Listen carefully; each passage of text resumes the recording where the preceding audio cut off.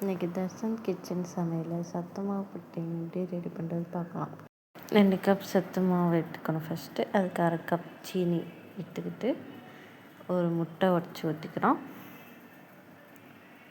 First இதை மிக்சியில் போட்டு 5 மினிட்ஸ் அரைக்கிறோம்.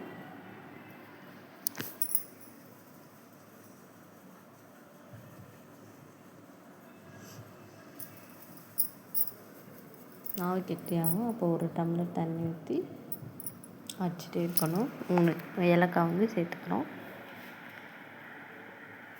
எக்கு வாடை அடிக்காமல் இருக்கும். எக்கு ஸ்மெல் வரும்ல, அதனால் நான் ஏலக்காய் ஆட் பண்ணிக்கிறேன். உங்களுக்கு எக்கு வேணான்னா ஸ்கிப் பண்ணிக்கோங்க.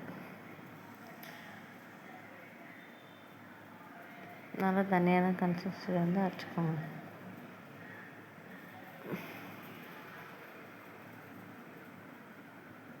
அதை எடுத்து தனியாக வச்சுட்டு இப்போது கடாய் வச்சு 2 டீஸ்பூன் சர்க்கரை போட்டு அதுக்கு தேவையான தண்ணி ஊற்றி அடுப்பை ஆன் பண்ணிட்டு அதை கிண்டிகிட்டே இருந்தோம்னா கலர் மாறும். அதுக்கிடையில் நம்ம எந்த டிஃபன் யூஸ் பண்ண போகிறோமோ அந்த டிஃபனில் எண்ணெய் ஊற்றி ஃபஸ்ட்டு தடவி எடுத்துக்கணும். நம்ம சீனி பாவு கரைஞ்சி வர வர வர அது கலரும் மாறும். தேன் கலர் வரும்போதே நீங்கள் ஆஃப் பண்ணிடுங்க.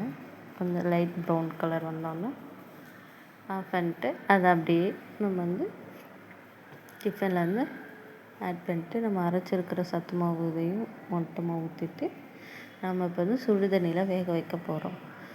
அடுப்பை ஆன் பண்ணி சட்டி வச்சு அதில் தண்ணி ஊற்றி ஸ்டாண்ட் இருந்தால் நீங்கள் ஸ்டாண்ட் எடுத்து வச்சுக்கோங்க. என்கிட்ட ஸ்டாண்ட் இல்லாதனால தட்டை நான் யூஸ் பண்ணியிருக்கேன். அது மேலே நம்ம டிஃபன் ஊற்றி வச்சுருக்க சத்து மாவு நம்ம எடுத்து உள்ளே வச்சுட்டு 10 மினிட்ஸ் வேக வச்சு எடுத்தோம்னா சத்து மாவு புட்டிங் ரெடி.